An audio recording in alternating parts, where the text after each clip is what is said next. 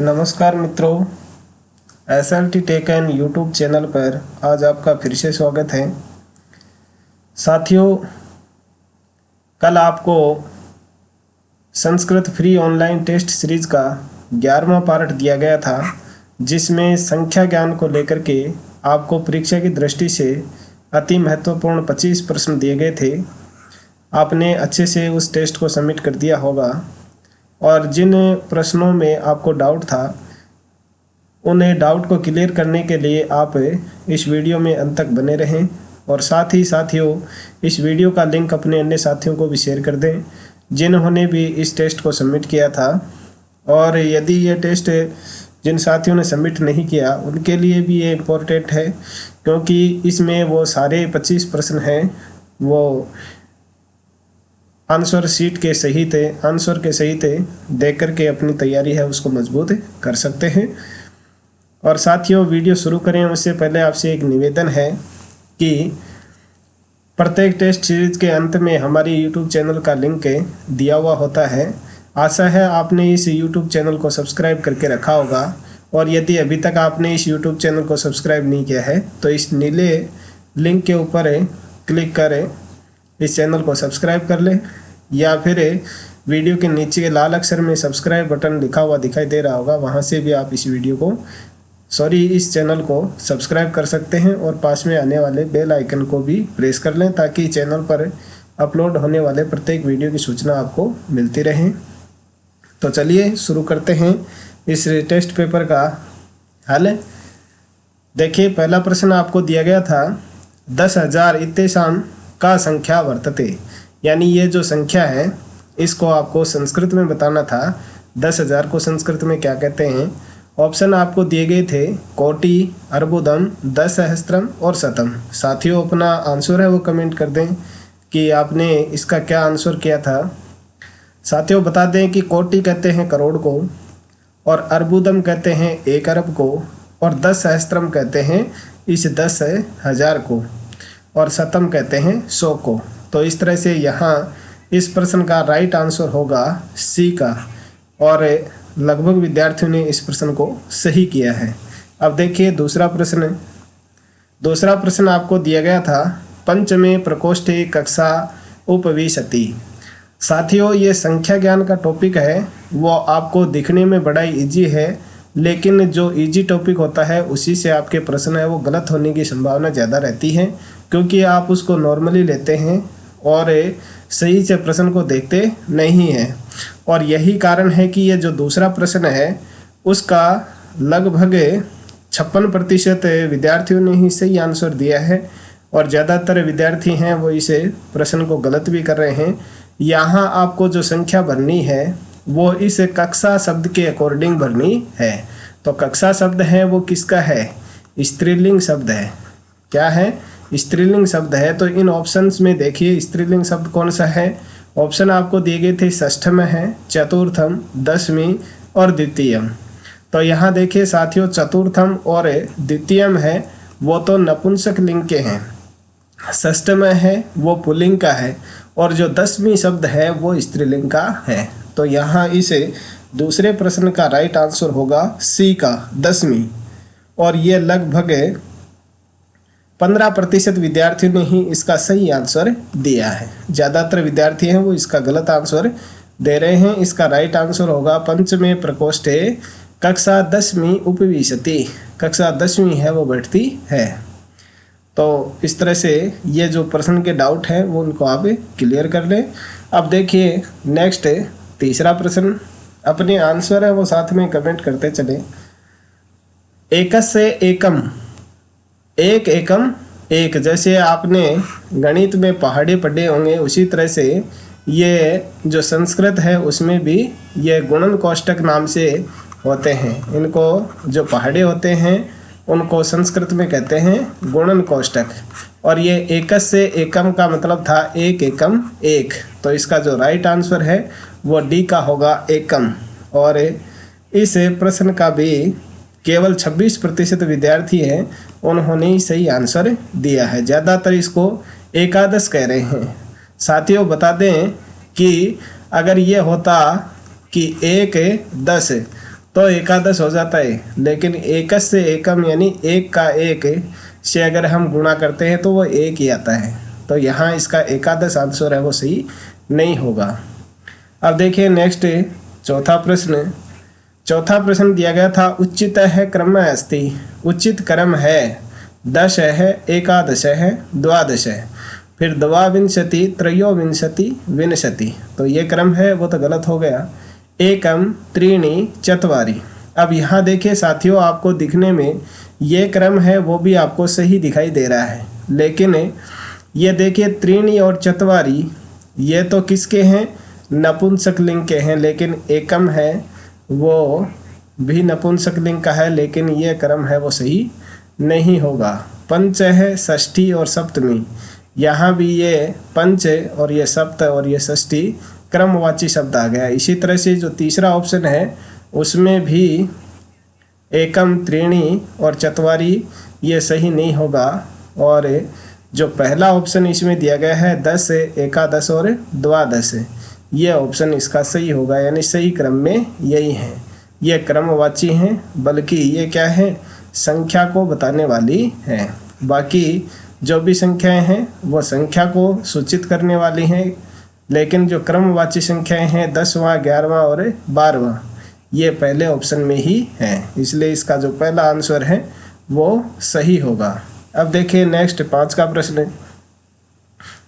5 का प्रश्न दिया गया था पंचाशीतितः अग्रे आगच्छति।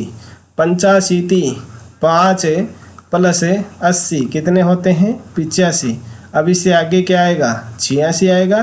तो 86 है उसको हम लिखते हैं षडशीति। षडशीति ये इसका राइट आंसर होगा सी का। 1 है वो 51 होता है, 50 50 होता है और 60 50 होता है 56। तो यहाँ 86 है उसके लिए होती है षडशीति। तो इसका राइट आंसर होगा सी। अब देखें नेक्स्ट 6ठा प्रश्न। अशुद्धम अस्ति। यहाँ जो ऑप्शन दिए गए हैं उनमें से अशुद्ध शब्द कौन सा है? अष्टादश है, विंशति, नवति, अष्टाचत्वारिंशत्। तो यहाँ साथियों अपना आंसर है वो कमेंट कर दें कि आपने इसका क्या आंसर दिया था। तो इसका जो राइट आंसर होगा वो होगा अष्टाचत्वारिंशत्।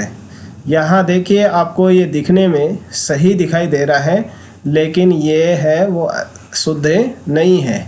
अगर यहाँ इस र के ऊपर एक बिंदु लगा दी जाए, अनुस्वार लगा दिया जाए, तब ये सही होगा, लेकिन यहाँ अनुस्वार इसमें नहीं दिया गया था। इसी तरह से माइनर जो गलतियाँ होती हैं उनको आप कर बैठते हैं। तो इसका राइट आंसर है वो डी का होगा। 6ठे में ये अशुद्ध है, बाकी के सारे शुद्ध हैं। अब देखिए 7वां प्रश्न है।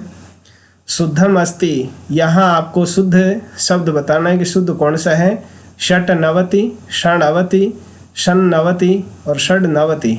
तो इसका आपने क्या आंसर दिया था वो कमेंट कर दें। तो यहाँ इसका जो राइट आंसर है वो होगा षण्णवति, यानी ब का आंसर है वो सही होगा। बाकी ये तीनों ऑप्शन है वो गलत होंगे। ये जो षण्णवति है वो इसका राइट आंसर है। साथियों आप अपने कमेंट हैं वो प्रत्येक प्रश्न के आंसर के करें, यानी आप वीडियो को पॉज करें, जैसे ही प्रश्न आपको दिखाई दे स्क्रीन के ऊपर उसके बाद में अपना आंसर कमेंट करें। उसके बाद में वीडियो को दोबारा रिज्यूम करके आगे का जो आंसर है वो देखें, जिससे आपकी तैयारी है उसका आकलन अच्छी से हो पाएगा। अब देखें नेक्स्ट 8वां प्रश्न। 8वां प्रश्न दिया गया था नवाशीति इतः अग्रे आगच्छति। नवाशीति इससे आगे कौन सा आएगा? तो नव का मतलब होता है 9 और प्लस अशीति, तो 9 और अशीति ये होते हैं 89। अब इस 89 से आगे कौन सा आएगा? 90 आती है और 90 को हम संस्कृत में कहते हैं नवति। तो इस तरह से 8 का जो प्रश्न है उसका राइट आंसर होगा बी का। अशीति कहते हैं 80 को, और त्रयशीति कहते हैं 83 को, अष्टाशीति कहते हैं 88 को, और नवति कहते हैं 90 को। तो यहाँ देखिए अब नेक्स्ट 9 का प्रश्न। 9वां प्रश्न दिया गया था पुल्लिंग रूपम अस्ति। पुल्लिंग रूप कौन सा है इसमें से? द्वादश है, द्वादशम, सप्तदशी और विंशी। तो ये देखिए ये 2 हैं वो तो हैं स्त्रीलिंग। द्वादशम है वो है नपुंसकलिंग, तो पुल्लिंग का कौन सा बच गया फिर? द्वादश है। इस तरह से इसमें ये जो पहला ऑप्शन है वो सही होगा 10 के में, और ये आपने लगभग ने सही ही आंसर दिया है। 10-12% विद्यार्थी हैं वो इसमें भी कंफ्यूज हैं, लेकिन वो कंफ्यूज वही हैं जिन्होंने तैयारी नहीं की है। अब देखिए 11वां प्रश्न दिया गया था मम सिरे है। अब यहाँ देखिए जो संख्या भरनी है वो इस सिरे शब्द के अनुसार भरनी है। इस सिरे शब्द में पहचानना है कि ये स्त्रीलिंग है, पुल्लिंग है या नपुंसकलिंग। तो यहाँ ऑप्शन आपको दिए गए थे एकम, एक है, एकेन, एकाहा। तो यहाँ सिरे है, ये है। आप इस सिरे के आगे विसर्ग लगे हुए हैं तो उस विसर्ग से ही पहचान कर लीजिए कि इसके साथ में कौन सा शब्द आएगा। एक है आएगा, एक है सिरे है। तो ये राइट आंसर है वो एका हो जाएगा। अगर ये शिरम होता तो फिर एकम आता, लेकिन यहाँ सिरे दिया हुआ है तो एक है आएगा। तो यहाँ देखिए इसका राइट आंसर हो गया ब का। और अब देखिए नेक्स्ट 12वां प्रश्न, तत्र चित्रे, वहाँ चित्र है। अब चित्रे है वो द्विवचन का है, तो यहाँ जो संख्या है वो भी द्विवचन की आपको लगानी है। त्रीणी बहुवचन है, चत्वारी भी बहुवचन है, पंच बहुवचन है, और द्वे का मतलब होता है 2, यानी ये द्विवचन है। तो इस 12 के में राइट आंसर होगा सी का, तत्र द्वे चित्रे, यानी वहाँ 2 चित्र हैं। इस तरह से होगा। अब देखिए नेक्स्ट 13 का प्रश्न दिया गया था नासिका। अब यहाँ नासिका है वो क्या है? पुल्लिंग शब्द है, स्त्रीलिंग है या नपुंसकलिंग है? तो यहाँ देखिए का अंत में लगा हुआ, इसका मतलब ये स्त्रीलिंग शब्द है। तो यहाँ इसके साथ में ये एक है, एका, एकम, एकेन। इन ऑप्शन में से कौन सा लगेगा इसके साथ में? तो इसके साथ में लगेगा एका, एका नासिका। तो इस तरह से 13 का आंसर सही होगा। लगभग विद्यार्थियों ने इसका आंसर सही दिया है। अब देखिए नेक्स्ट 14वां प्रश्न दिया गया था नवत्रिंशत इति अंके लिखन्तु। नवत्रिंशत को अंक में लिखना है। तो नव का मतलब 9 और प्लस त्रिंशत का मतलब 30। 9 और 30 कितने होते हैं साथियों? 39 होते हैं। और 39 है उसको भारतीय संख्यांक में इस तरह से लिखा जाता है। तो ये ऑप्शन कौन से में सही है? ये बी के में दिया गया है। तो इस तरह से 14 का आंसर है वो ब का सही होगा। अब देखिए नेक्स्ट 15 का प्रश्न दिया गया था उद्याने खाली जगह है बालकाः क्रीडन्ति। उद्यान में बालक खेलते हैं। अब यहाँ देखिए क्रीडन्ति बहुवचन है, बालकाः बहुवचन है। तो अब बहुवचन के साथ साथ में आपको लिंग को भी देखना है। तो ये बालकाः का मतलब है पुल्लिंग। तो इन संख्यावाची शब्दों में आपको पुल्लिंग शब्द है उसकी पहचान करनी है। तो त्रयम है, यह तो हो गया नपुंसकलिंग का। तीसरा है यह स्त्रीलिंग का हो गया, और त्रीणी है वो भी नपुंसकलिंग का है। तो बच गया कौन सा? त्रय है। तो यह त्रय है वो पुल्लिंग का होगा। और इस तरह से इस 15 के प्रश्न का राइट आंसर होगा डी का, त्रय है। उद्याने त्रय है बालकाः क्रीडन्ति। अब देखिए नेक्स्ट 16वां प्रश्न दिया गया था अहम खाली जगह पुस्तकम क्रीणामि। मैं पुस्तक खरीदता हूँ। तो यहाँ जो संख्यावाची शब्द आएगा वो इस पुस्तकम शब्द के अकॉर्डिंग आएगा। अब यहाँ देखिए ऑप्शन दिए गए थे एकम, एक है, एका, एकानी। तो यहाँ देखिए पुस्तकम है वो एक है, तो यहाँ इसके साथ में क्या आएगा? द्वितीय में एक वचन में बनता है एकम। पुस्तकम है उसमें भी द्वितीय विभक्ति में एक वचन बनता है पुस्तकम। तो इस तरह से एकम पुस्तकम, इसका राइट आंसर होगा एका, एकम आएगा इस पुस्तकम के साथ में। और लगभग 71% विद्यार्थियों ने इसका सही आंसर दिया है। 29% विद्यार्थी ऐसे जो सीधे साधे प्रश्न हैं उसमें भी कंफ्यूज हैं। अब देखिए नेक्स्ट 17 प्रश्न दिया गया था द्वे नृत्यतः। यहाँ देखिए द्वे है उसमें द्विवचन है, नृत्यतः है इसमें भी द्विवचन है। तो अब यहाँ जो बालिका शब्द है उसका भी आपको द्विवचन लेना है। तो तो बालिका ये एक वचन है, बालिकाः बहुवचन है, बालके है ये द्विवचन का है। तो इसका राइट आंसर ये सी का ही होगा, बालिके। अब यहाँ देखिए बालके भी दिया हुआ है, लेकिन बालक तो नाचते नहीं है, बालक है। नाचते हो तो भी यहाँ बालक शब्द का जो द्विवचन है वो बालकऊ बनता है। तो यहाँ आपको कंफ्यूज होने की आवश्यकता नहीं है, बालकऊ बनता है, बालके नहीं बनता है। तो इस तरह से इसका राइट आंसर होगा सी।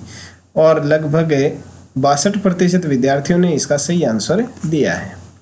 अब देखिए नेक्स्ट 18 प्रश्न। 18 प्रश्न दिया गया था अयुतम इति संख्या सूच्यते।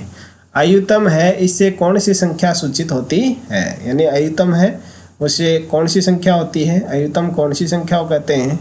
तो ये 1000 है, 1000 को तो कहते हैं सहस्रम, और ये 10,000 है, इसको 10 सहस्रम भी कहते हैं, और साथ में ही अयुतम भी कहते हैं।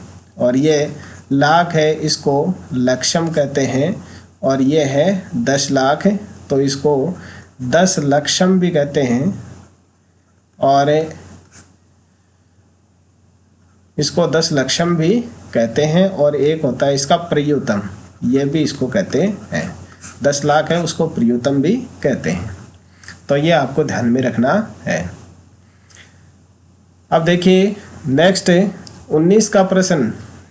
19 का प्रश्न दिया गया था 109 इति संस्कृते लिखन्तु। 109 है उसको संस्कृत में लिखना था।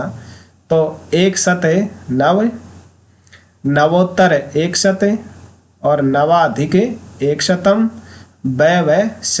तो यहाँ साथियों आपको बता दें कि इसमें व और स दोनों आंसर सही हैं, लेकिन यहाँ आपको डी का आंसर है वो सही करना है, यानी ब और स दोनों सही हैं। तो ये दोनों से सही बताने के लिए आपको डी ऑप्शन है उसको सिलेक्ट करना था। आप जो 100 से ऊपर वाली संख्याएं होती हैं उनको इन दोनों तरीके से लिख सकते हैं। एक तो उत्तर लगा करके लिख सकते हैं और एक अधिक लगा करके लिख सकते हैं। ये दोनों तरीके से आप इस संख्या को व्यक्त कर सकते हैं। अब साथियों देखिए नेक्स्ट प्रश्न। साथियों 20 का प्रश्न है, उसमें कुछ गलती होने की वजह से उसको डिलीट कर दिया गया है। अब डिलीट करने के बाद में इस टेस्ट सीरीज में जो 25 प्रश्न दिए गए थे उनमें से 24 प्रश्न ही रह गए हैं। अब ये 21 का प्रश्न देखिए, बालक है ग्रंथान लिखती। साथियों इसी तरह के प्रश्न है वो आपकी परीक्षा में आएंगे। तो यहाँ देखिए जो संख्यावाची शब्द है वो इस बालक के अनुसार न लगा करके ये जो ग्रंथान है उस ग्रंथान के अनुसार लगाना है, क्योंकि बालक है वो उक्त है और इससे केवल इस क्रिया का ज्ञान हमें होता है कि बालक है वो लिखने का कार्य कर रहा है। लेकिन जो ग्रंथान है वो द्वितीय विभक्ति यानी कर्म कारक है। तो यहाँ इसमें से भी आपको जो द्वितीय विभक्ति का रूप है वो ही इस ग्रंथान शब्द के साथ में लगाना है। ऑप्शन आपको दिए गए थे त्रय है, त्रीणि, त्रीन और तीसरे है। तो ये ग्रंथान शब्द है वो साथियों द्वितीय विभक्ति का बहुवचन है। क्या है साथियों? द्वितीय विभक्ति का बहुवचन है। तो ये जो संख्यावाची शब्द होते हैं बहुवचन यानी 3 से लेकर के आगे तक की जितनी संख्याएं होती हैं उनके बहुवचन में ही रूप चलते हैं। दो जो शब्द है उसके केवल द्विवचन में रूप चलते हैं, उसके बहुवचन में रूप नहीं होते हैं। और त्रय है यानी जो संख्यावाची हैं 3 से आगे के 3, 4, 5 है उनके रूप केवल बहुवचन में ही चलते हैं। तो यहाँ जो बहुवचन रूप होगा वो होगा यह त्रय है, त्रीणि, तीसरा है, ये केवल प्रथमा विभक्ति के हैं। और यहाँ त्रीन शब्द है वो है द्वितीय विभक्ति का बहुवचन। तो यहाँ इसका राइट आंसर क्या होगा? स का होगा, त्रीन। और ये केवल 22% विद्यार्थी हैं उन्होंने सही आंसर इसका दिया है। तो साथियों अब अपना कन्फ्यूज है वो दूर कर लें, क्योंकि 40% विद्यार्थी इसमें त्रय लगा रहे हैं, 30-31% विद्यार्थी हैं वो त्रीणी लगा रहे हैं। लेकिन ग्रंथान शब्द है वो द्वितीय विभक्ति का क्या है? बहुवचन है। तो इस द्वितीय विभक्ति का बहुवचन ही इसके साथ में लगाएंगे, त्रीन। ये आप अपनी बुक है उसमें देख लीजिए, जो त्रय शब्द है 3 के लिए उसमें द्वितीय विभक्ति का बहुवचन क्या बनता है, त्रीन बनता है या नहीं बनता है। त्रय है, त्रीन, त्रिभी, त्रिभ्य, त्रिभ्य, इस तरह से इसके रूप चलते हैं। अब देखिए नेक्स्ट है 22 का प्रश्न। 22 का प्रश्न दिया गया था, राम है बाणई रावणम हंति। राम बाण से रावण को मारता है। साथियों यहाँ भी आपको जो संख्यावाचक शब्द लगाना था वो इस बाणई शब्द के अनुसार लगाना था। और यहाँ आपको कारक की पहचान करनी है। इसमें कौन सा कारक है, करण कारक है, यानी राम को मारने में बाण की सहायता ली जा रही है। तो साधन क्या है हमारे पास, साधक तमम करणम।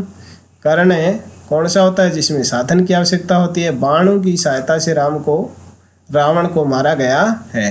तो यहाँ बाणई शब्द है, उसके अनुसार यहाँ जो संख्यावाची शब्द है वो लगाना है। तो चत्वारः है, देखिए प्रथमा का एक वचन है। यह बाणई कौन सा है, तृतीया का बहुवचन है। तो इनमें से भी तृतीया का बहुवचन आपको देखना है और वो इसमें लगाना है। चतुरः है वो द्वितीया का बहुवचन है, और चतुर भी है वो है तृतीया का बहुवचन, और चत्वारी है यह प्रथमा का क्या है, एक वचन है। तो यहाँ तृतीया का बहुवचन कौन सा हुआ, चतुर्भी। तो यहाँ इसका राइट आंसर क्या होगा, सी का हो जाएगा, चतुर्भी। राम है चतुर्भी बाणई रावणम हंति। तो ये चतुर्भी आंसर है वो इसका यहाँ सही होगा। और ये केवल 39% विद्यार्थियों ने ही सही आंसर इसका दिया है। 61% विद्यार्थी इस प्रश्न को गलत कर रहे हैं। अब देखिए नेक्स्ट 23 का प्रश्न। 23 का प्रश्न दिया गया था, कालिदास है ग्रंथा नाम रचयिता अस्ति। कालिदास ग्रंथों के रचयिता हैं। यहाँ देखिए ग्रंथा नाम शब्द है, उसमें सप्तमी का क्या है, बहुवचन है। सप्तमी का बहुवचन है। तो जो नीचे ऑप्शन दिए गए हैं उनमें से भी आपको सप्तमी का बहुवचन चुनना है। ग्रंथा नाम सप्ता नाम, तो इसका सी आंसर है वो सही होगा। सप्ते सप्तान सप्ताह। तो यहाँ देखिए इन ऑप्शंस में जो सप्ताह नाम है वो सप्तमी भक्ति का बहुवचन है। तो इसका आंसर क्या हो जाएगा, कालिदास है सप्ताह नाम ग्रंथा नाम रचयिता अस्ति। सी का आंसर इसका सही होगा। अब देखिए नेक्स्ट 24 का प्रश्न, मोहने है ग्रामे वसति। मोहने गांव में रहता है। अब यहाँ देखिए इन शब्दों को पहचानिए आप। इस खाली जगह से पहले और आगे के शब्द हैं उनमें देखिए मोहन है वो रहने का कार्य करता है, तो क्रिया द्योतित है यहाँ इस मोहन शब्द से। तो लेकिन ये कर्म कारक है, ग्रामे ये अधिकरण है।